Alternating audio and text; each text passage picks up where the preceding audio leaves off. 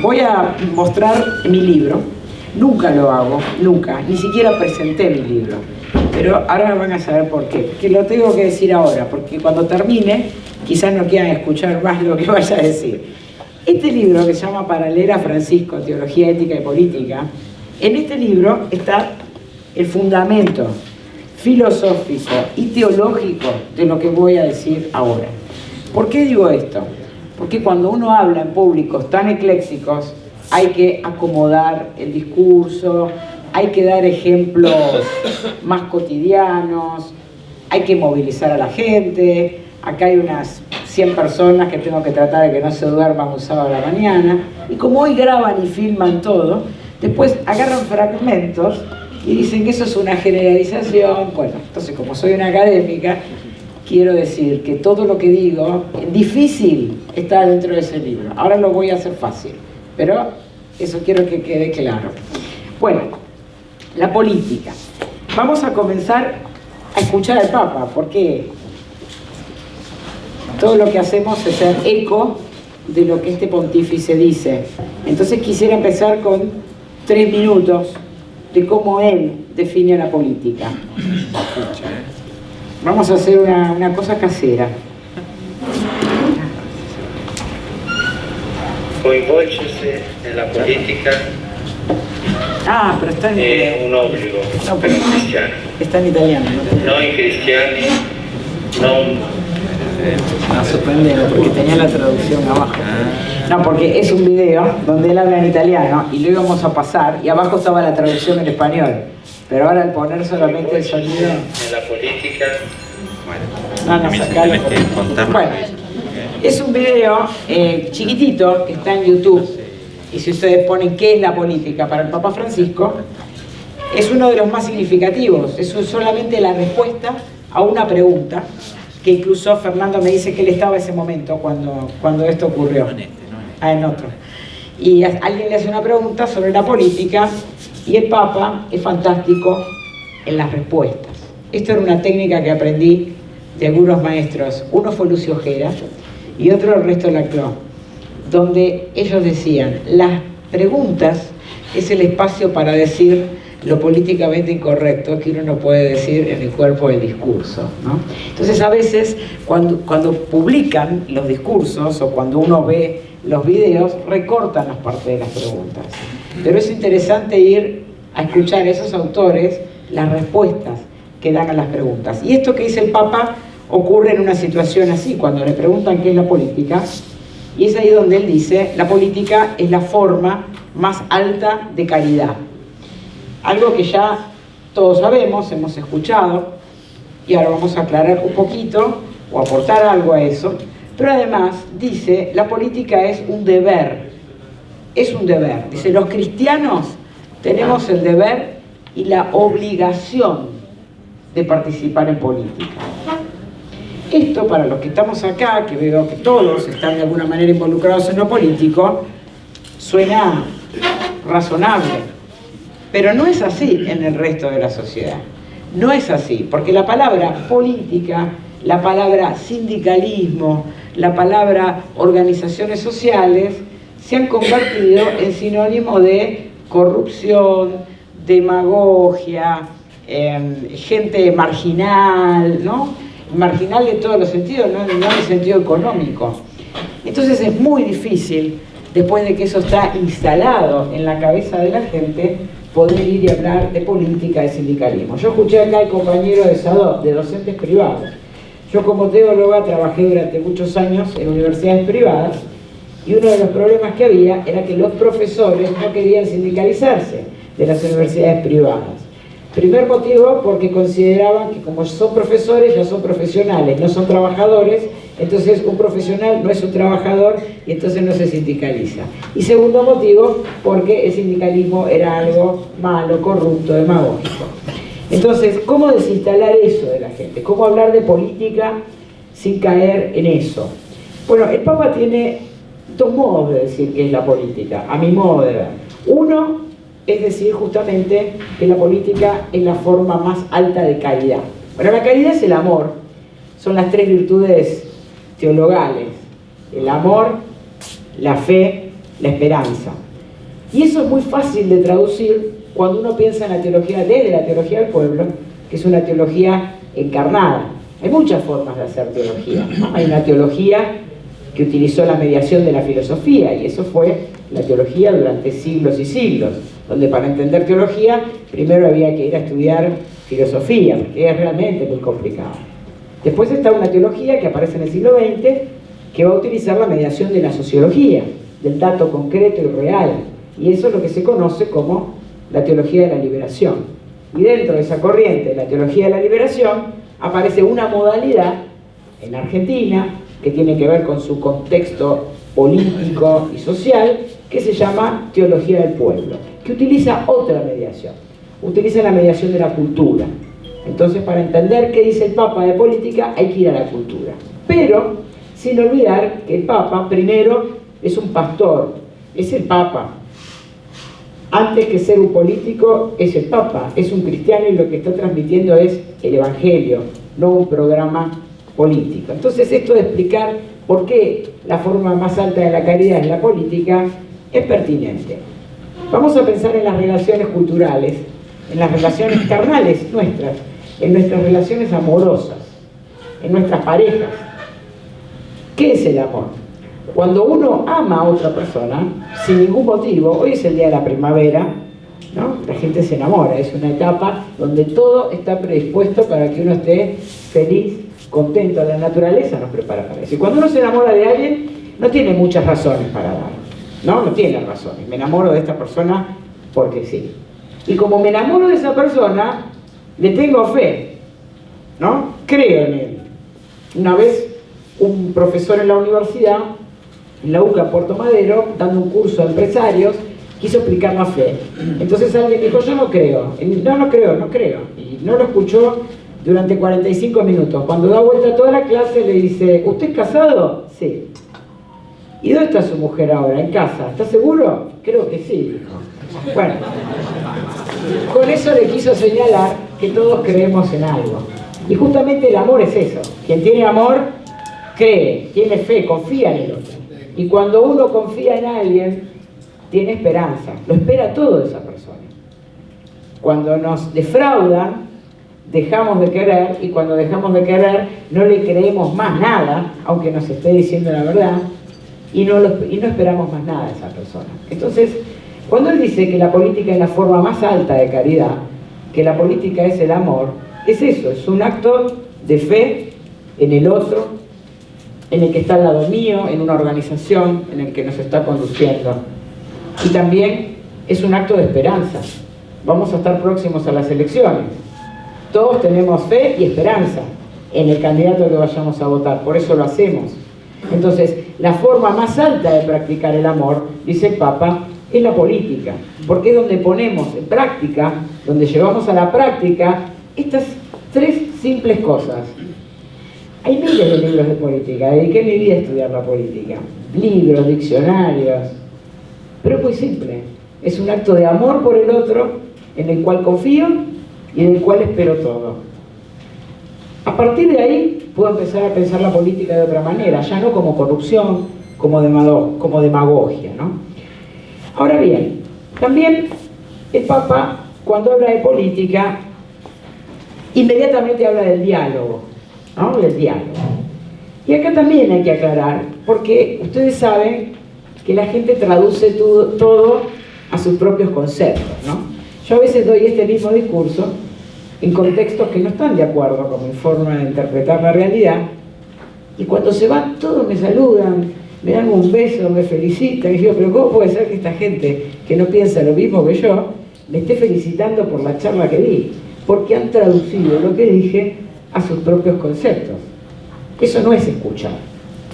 No es escuchar, no es el escuchar de que habla el Papa, no es el diálogo. Cuando el Papa habla del diálogo, es un diálogo donde se escucha, no donde se habla. Incluso él está en contra de los academicismos, de los adoctrinamientos, de las ideologías. Es un diálogo que parte de escuchar. No es fácil escuchar. Ya tenemos más de un siglo de tradición de psicoanalítica. El psicoanálisis justamente ha aportado a la política la práctica de la escucha. No es fácil escuchar. ¿Por qué? Porque generalmente cuando estamos oyendo, estamos traduciendo todo el tiempo. A veces, si nos acordamos cuando estudiamos en la universidad o en el colegio y nos iba mal, entonces viene y le dice, pero profesora, yo estudié. Los que somos profesores acá sabemos, ¿no? Pero yo estudié, y se sacó un 2. Y es verdad que el alumno estudió, es verdad que estudió. El problema es que cuando estaba estudiando, estaba traduciendo a lo que él tenía como preconcepto de las cosas. Y luego eso es lo que volcó en un papel. Entonces, escuchar es otra cosa, no es traducir, es poder descentrarme. Primer paso de la estructura poliédrica, poder descentrarme, poder correrme de ese lugar de ser el intérprete docto de todo, poner entre paréntesis lo que yo pienso y ponerme del lado del otro. Tratar de entender aún esa definición que me está dando, que me parece egoísta, que me parece simplemente mala, que me parece poco amorosa, aún eso, hacer el esfuerzo de entender desde qué lugar lo está diciendo, desde qué historia vivida lo está diciendo, desde qué contexto. Antes de juzgar hay que escuchar, y para eso hay que descentrarse. Ese es el primer punto de entender qué significa una estructura de poder poliédrica, justamente correrse del centro. Ahora bien, este diálogo que es escuchar no es un diálogo individual. Se ha puesto de moda una película que creo que está en Netflix que se llama Roma. ¿Alguien la vio? Bueno, es una película que se hizo muy famosa y con estas vueltas que me hace dar el Papa Francisco, estuve con la protagonista de la película, una mexicana, la hija de la familia dueños de Bimbo, es la actriz. Y yo no entendía por qué la película se había hecho tan famosa. ¿Por qué a la gente le gustaba tanto esa película? Porque había un diálogo, decía. Porque había un diálogo. Había una señora, la patrona, entiende la situación de su empleada, escucha. La chica viene embarazada y ella, en lugar de despedirla, no solo la escucha, la entiende, sino que a partir de esa situación empieza a entender toda su situación familiar. Pero ese no es el diálogo social de que habla el Papa. Y acá es donde las cosas se confunden. El diálogo social no es el diálogo individual, donde yo escucho a mi empleado, donde yo escucho a mi empleada y la entiendo. Bueno, ella es buena, pero todas las demás no, me van a robar los pañuelos. No, eso no es el diálogo social. El diálogo social es otra cosa. El diálogo social es justamente un diálogo entre partes contrarias, opuestas de una sociedad. El diálogo social supone entender el conflicto. Sin ver el conflicto, sin visibilizar el conflicto, no podemos entablar un diálogo, porque uno no habla consigo mismo. Si yo quiero suspender en una sociedad el conflicto, si quiero suspender en una sociedad el conflicto, no puedo hacer política, porque la política es diálogo social, es diálogo entre partes que por los motivos que fuere están en lugares opuestos. Uno está como empleado y el otro está como patrón. No es lo mismo. ¿Pueden dialogar? Sí. ¿Son enemigos a muerte? No necesariamente. Pero tienen que escucharse, porque es muy difícil para el patrón entender la situación del empleado. Cambiarse, descentrarse, poder ponerse en el lugar del otro, no es fácil. No es fácil cuando discutimos con nuestras parejas o con nuestros hijos. Menos va a hacerlo con alguien que ni siquiera conozco. Entonces, esta de entender que siempre hay un conflicto y que eso es lo social, es básico. Estamos en una sociedad que le tiene pánico al conflicto, le tiene miedo. Y el Papa dice reiteradas veces que la política es conflicto. Que la política sea conflicto no significa que es una guerra a muerte. Justamente, si suspendemos el conflicto, ahí sí aparece una guerra a muerte. Porque si no hay conflicto, si yo invisibilizo el conflicto, no me puedo sentar a hablar con el otro. Yo tengo que partir de que vemos la realidad de modo diferente, que no somos los mismos, que venimos de crianzas, de situaciones, de generaciones diferentes. Entonces, cuando yo entiendo esa posición, recién ahí, partiendo de esta diferencia, puedo llegar a la unidad. El Papa habla de la unidad en la diferencia.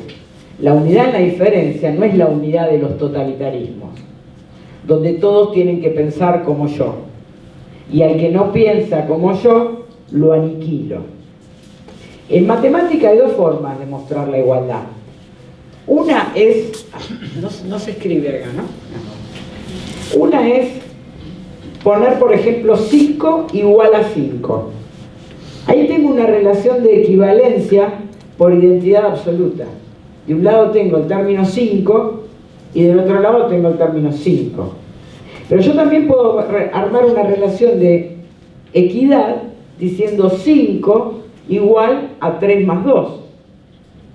Yo armé una relación de igualdad, de equivalencia, entre términos que no son idénticos. En política, si yo pretendo que 5 sea igual a 5, eso se llama totalitarismo. Y al que no piensa como yo, lo tengo que aniquilar, de alguna manera. O moralmente o físicamente. Después explicamos esa diferencia. Pero la democracia, la república, justamente es lograr una igualdad entre términos que no son iguales, pero que yo los puedo poner en equivalencia. Si yo no tengo en cuenta estos principios, no puedo entender la política como diálogo social. El diálogo social siempre supone un conflicto, y todo diálogo supone una diferencia. Y la unidad de la que habla el Papa es el acuerdo. Acá hay muchos sindicatos. Ustedes saben que el convenio colectivo de trabajo es el diálogo social efectivo. El convenio colectivo de trabajo es el diálogo social efectivo. No es un diálogo poético, es un diálogo que es entre partes en conflicto. Conflicto no significa que sean enemigos a muerte, conflicto porque tienen intereses distintos en esas relaciones de trabajo y capital, entre partes en conflicto. Sí. Y ese diálogo, esa diferencia, se cierra en una unidad, en una mesa de paritarias, que es un acuerdo. Ese acuerdo se firma delante del Estado y tiene fuerza de ley. El diálogo social es un instrumento que pone en diálogo millones de personas en una sociedad. Eso es un verdadero diálogo social. A través del convenio colectivo de trabajo, millones de personas entran en diálogo. El diálogo social no es el diálogo individual. Y esto es muy importante, porque cuando yo suspendo el diálogo social, entonces ahí sí van a empezar las confrontaciones más serias. Entonces no vamos a llegar al trabajo porque vamos a tener piquete, no vamos a llegar al aeropuerto porque van a cortar la autopista. Y no hay otra forma de hablar que no sea haciendo un piquete y cortando una autopista. Bueno, vamos a ver por qué se llega a cortar una autopista, para entender los mecanismos de la política.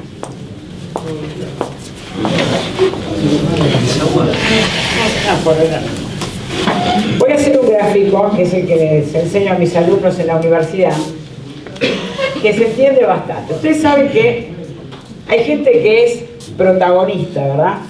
Todos tenemos algún protagonista en la familia.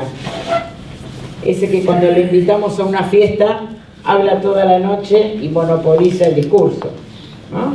Es el protagonista. Protoagónico significa el que está antes de la agonía que tengo que padecer de escucharlo 3 horas monopolizando mi cumpleaños. Entonces, este protagonismo, protoagónico, es el que cuando habla, determina. ¿Qué significa protagónico? Que genera una situación agónica. ¿Qué es una situación agónica? Alguien la está pasando mal. Alguien la está pasando mal. Eso es una agonía. Este protagónico genera una situación agónica con la palabra. La palabra es creadora, la palabra es eficaz, la palabra crea mundos, pero también destruye mundos. Crea mundos fantásticos, de los cuales me enamoro, pero también rápidamente me los desencanta. Entonces la palabra es fundamental en la política, crea situaciones agónicas. ¿Y qué hace cuando determina? Cuando determina, nombra. ¿Y qué hace cuando nombra? Bueno, él cree que es el uno, entonces a los que están del otro lado los determina hacer lo otro. ¿Por qué? Porque habló primero. ¿Vieron? Acá deben tener hijos, nietos, hermanitos. Cuando la mamá trae un yogur, agarra a uno de los hermanos, se lo agarra y se lo guarda. Dice, no, ¿por qué? Hay que compartir. No, porque es mío. ¿Y por qué es tuyo? Porque canté PRI. ¿Escucharon eso los chicos?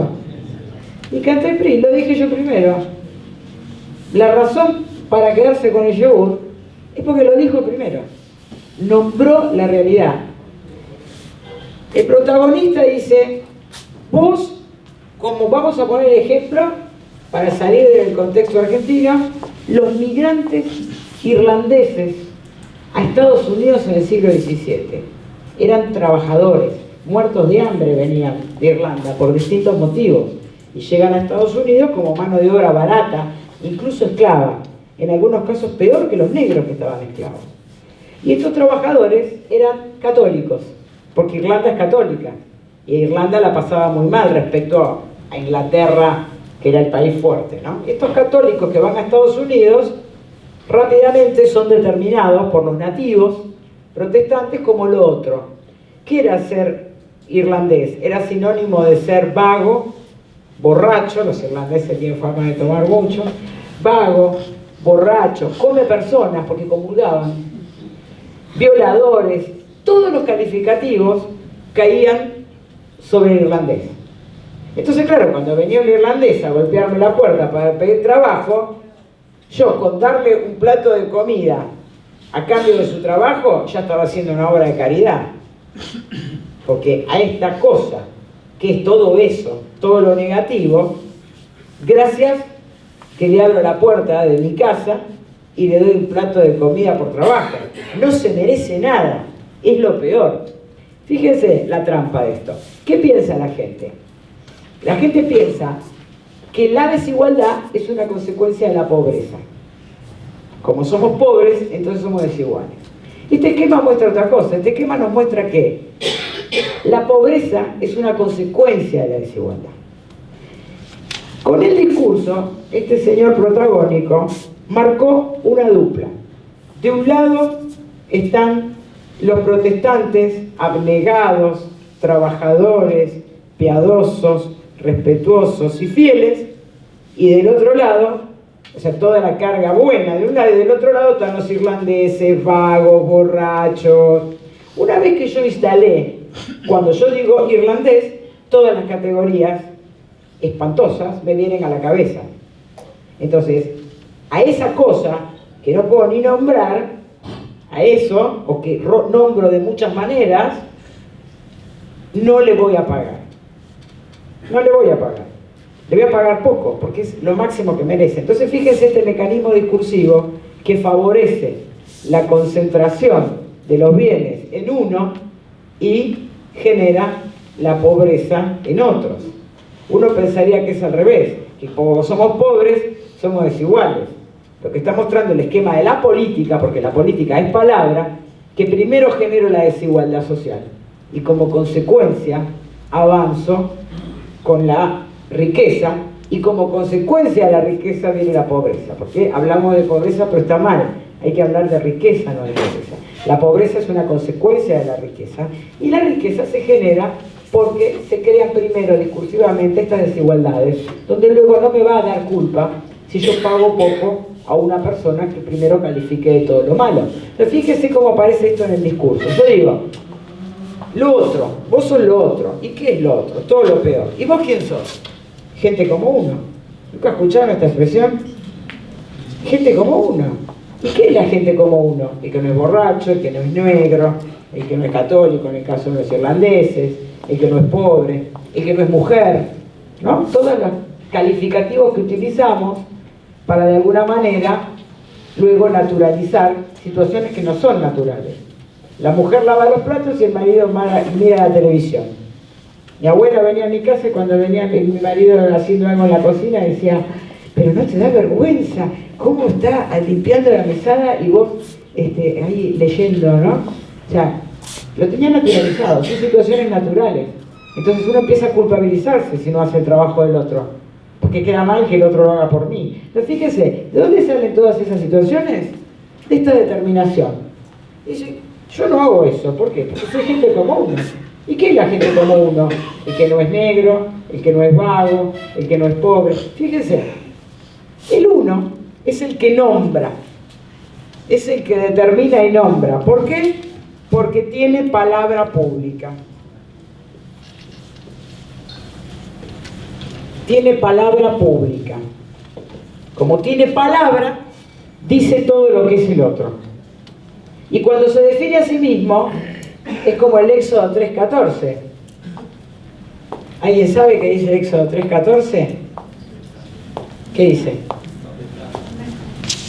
Soy el que soy. ¿Cuál es tu nombre? Decime un nombre. Yo no le puedo, todos los otros dioses tienen nombre y el mío no tiene nombre. No tengo nombre. Porque si vos me pones nombre, me determinás a hacer una cosa. Y Dios no es nada de eso, porque es más que todo eso.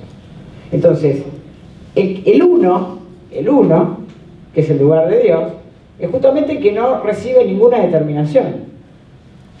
A mí no me calificás. El otro día tuve una discusión, estaba en desayuno en un congreso, se sentó un profesor a hablar conmigo, yo estaba tranquila comiendo y no quería hablar, pero empezó a hablar, después de media hora de dar todo su discurso político, le digo, bueno, uno puede ser de derecha y otro de izquierda y sin embargo se puede hablar. Y el hombre se paró muy enojado y dijo, vos a mí no me calificás. Es muy bueno el ejemplo, me pareció maravilloso, somos amigos. ¿Se entiende? O sea, el otro puede nombrar todo, pero yo no puedo calificar, porque me pongo en el lugar de Dios. Los teólogos tenemos una tarea, por lo menos los que están en mi área, que es justamente decir quiénes no son los dioses, quiénes no son dioses. Entonces, este se pone en el lugar de Dios, toma la palabra y dice, determina, vos sos todo lo otro, sos todo lo peor. ¿Y este qué hace? Este está mudo, no habla, no tiene palabra, no tiene el lenguaje de la palabra. ¿Cuándo le ponen un micrófono a un pobre? Cuando le matan a un hijo. Si no, no aparece, no lo llama a la televisión a opinar. ¿Qué hacemos con la economía? Sería medio delirante, ¿no? Alguien que no puede mantenerse a sí mismo, ¿cómo va a opinar sobre el destino de un país, por ejemplo? No le pongo el micrófono.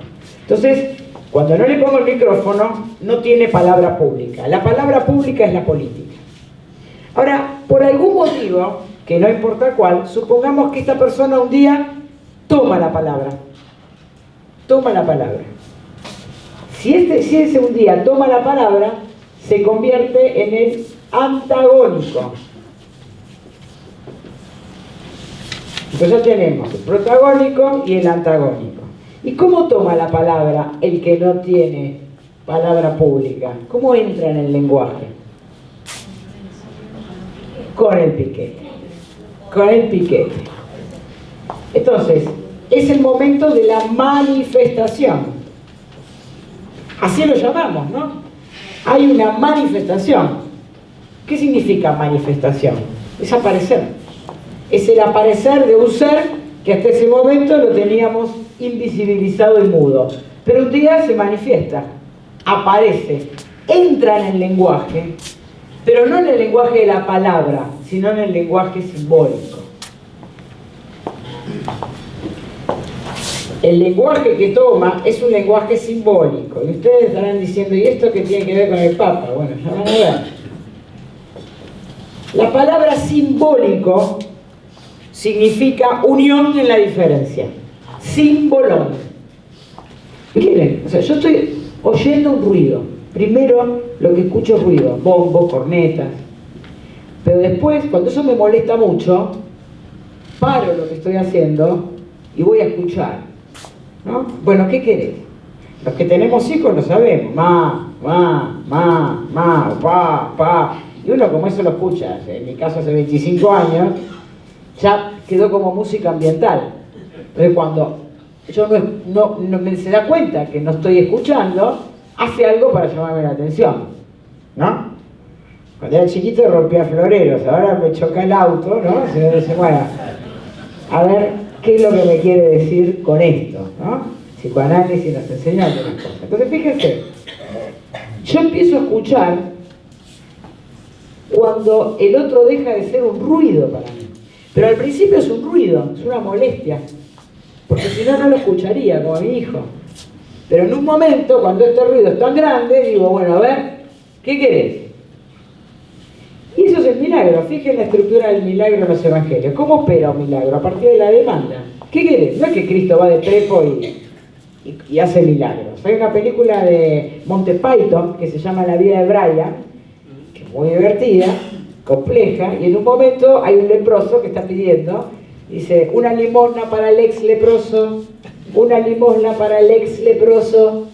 Entonces va y dice, pero ¿por qué el ex leproso? ¿Cómo vas a pedir si sos ex leproso?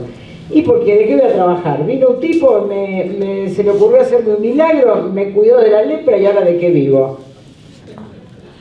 Esto parece gracioso, pero no lo es tan. O sea, el milagro opera sobre la demanda, no es una cosa que se hace de prepo sobre el otro, porque si no altero ecosistemas. Eso es el momento de operar. Cuando esto ocurre, esta situación era agónica, pero no era un conflicto. ¿Cuál es la diferencia entre una situación agónica y un conflicto? Que lo agónico es algo que yo tengo naturalizado. Es así. En el mundo hay ricos y pobres, si no, no sería mundo. Es así. Yo lavo los platos y mi marido mira el partido. Está naturalizado.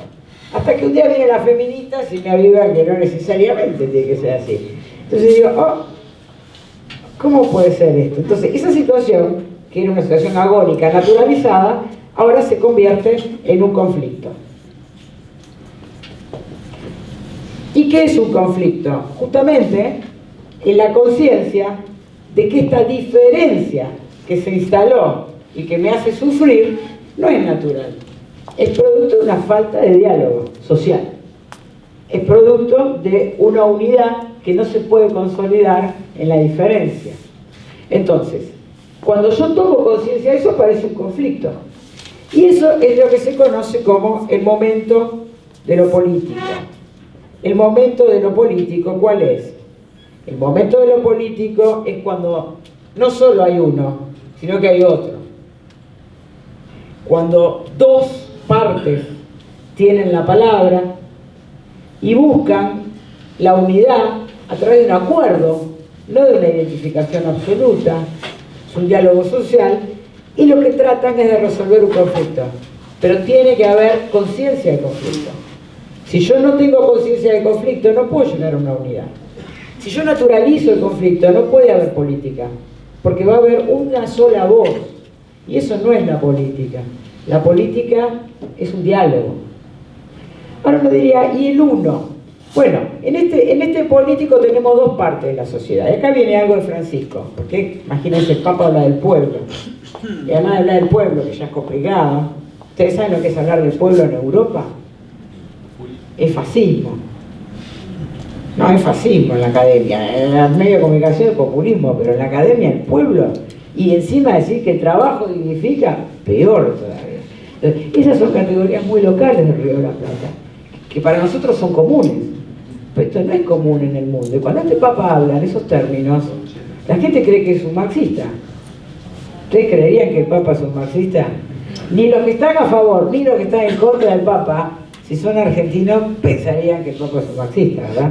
Sin embargo, esto es lo que genera en el resto del mundo, porque cuesta escuchar, porque para escuchar hay que conocer otros contextos.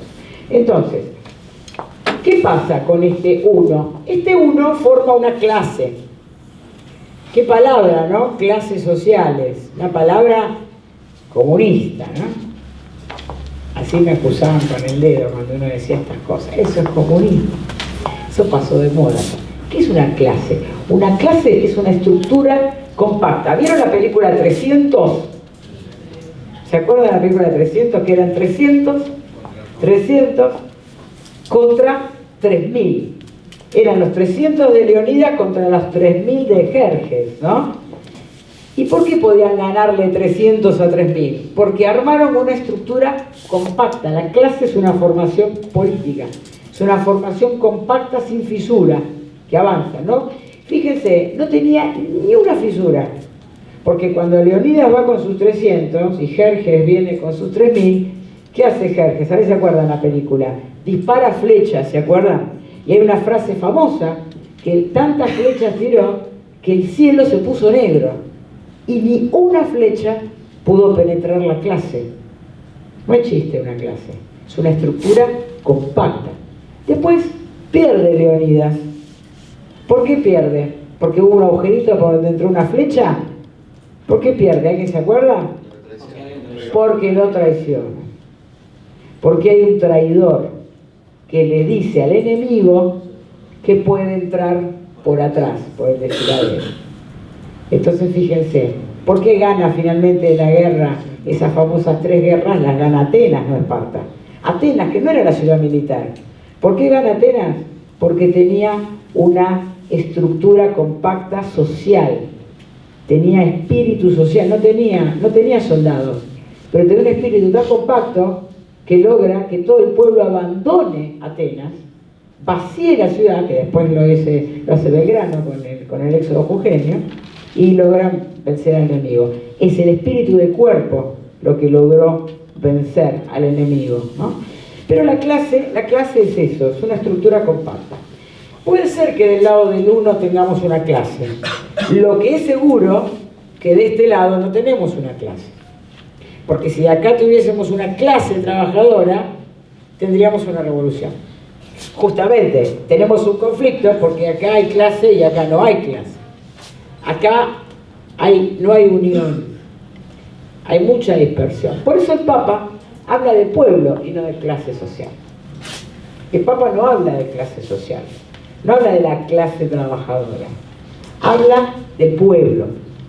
Acá hay un pueblo, dice el Papa, pero este pueblo no es una clase, es un pueblo como el pueblo judío. El pueblo judío sale de Egipto, pero no eran uno, había peleas entre ellos, divisiones.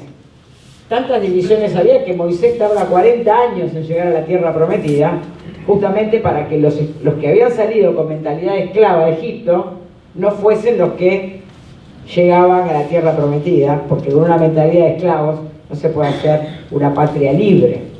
Entonces, ese pueblo es un pueblo separado, que se está peleando entre sí, mezquino. ¿Vieron las series de Netflix sobre los narcos? ¿Qué pasa en esa serie? ¿Quiénes son los amigos y los enemigos? ¿Es una lucha de clases la que me está mostrando? ¿Ricos contra pobres? Es una guerra entre pobres. Si ustedes piensan los que se matan entre sí en esas series que hoy marcan la estética contemporánea, son estos, no son estos contra estos, como decía en el siglo XIX, es entre estos pobres. Entonces, este pueblo es del que se ocupa el Papa.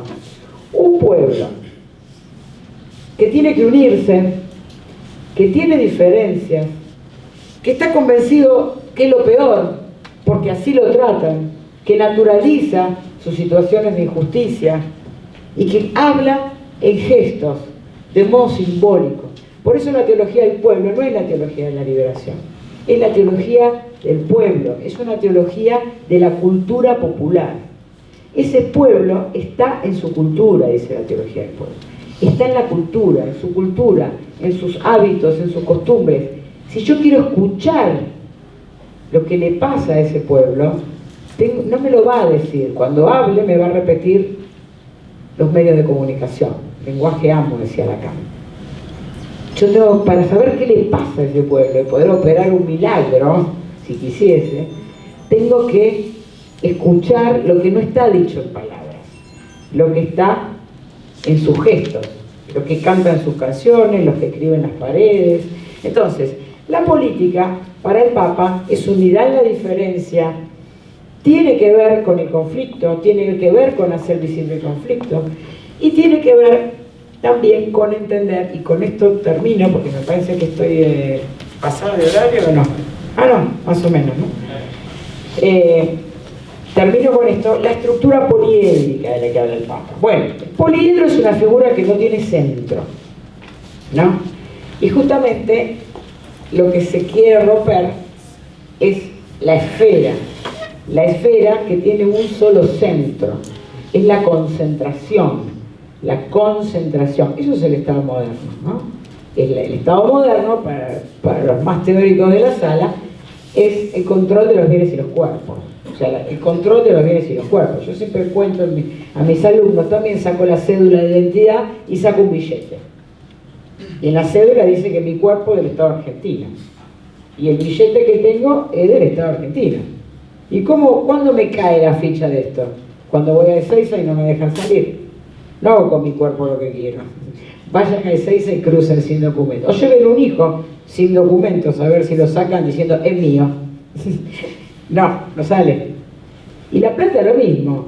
Yo tengo 100 pesos. Mañana me levanto y los 100 pesos no valen. Son 100 patacones o no sé.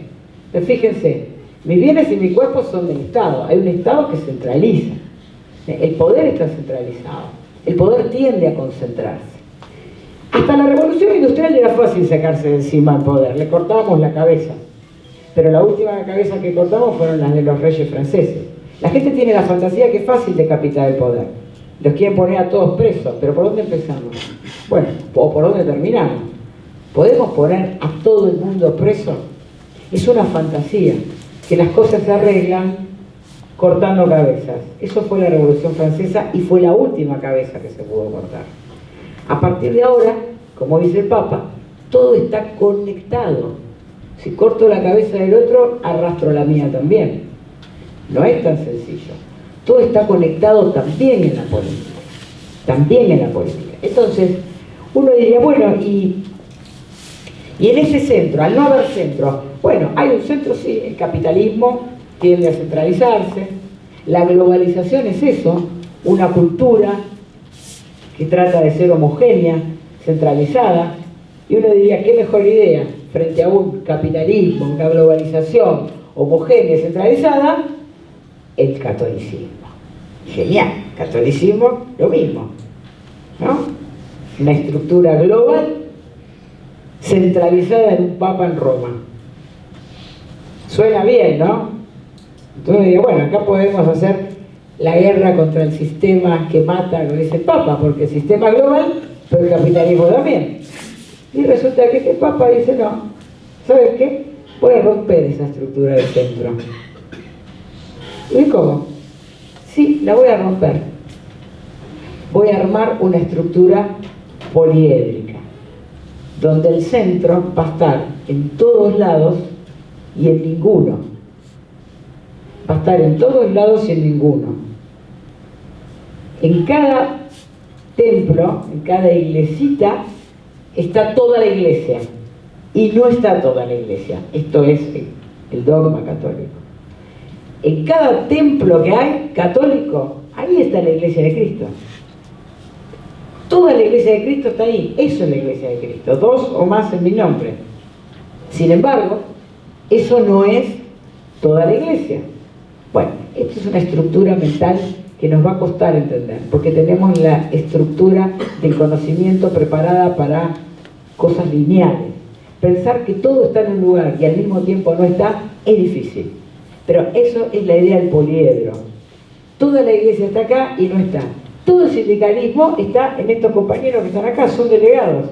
Cada uno de ellos representa un grupo de compañeros. Hay un secretario general de Mata, estaba por ahí, ¿no? ¿Quién era? Recién se presentó. Hay varios. Bueno, y uno diría, todo el sindicato de Mata está ahí. Yo me voy a sentar en una mesa de negociación con él, que va a representar a un montón de trabajadores. Él, para mí, si soy su contraparte, es todos los trabajadores. Y al mismo tiempo, no es todos los trabajadores.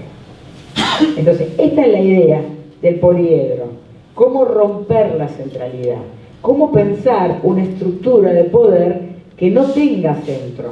Porque al ser un poliedro, el poliedro me permite tener distintos puntos de vista. Cada cara del poliedro es una perspectiva distinta del centro, distinta. Y depende de qué lado tire del poliedro, si yo agarrara un piolín y tirara de una punta del poliedro, haría figuras distintas. Si tiro de acá, se formaría una figura, pero si tiro de acá, se formaría otra figura. Quiere decir que no hay un solo modo de configurar la realidad. Hay muchos modos de configurar la realidad, todos son válidos, y eso es la política, es un diálogo que busca una realidad de diferentes, simplemente por un acuerdo que va a iniciar un proceso. El Papa dice, es una conversión de la cultura. No vamos a tener los resultados mañana, es iniciar un proceso. Creo que no hay más tiempo para poner más conceptos, hay mucho para hablar, pero bueno, me parecía que esto podía ser un aporte para entender la idea de que la política es conflicto y diálogo, y si quieren podemos hacer, sé que hay una actividad para hacer, podemos hacer algunas preguntas y luego la actividad.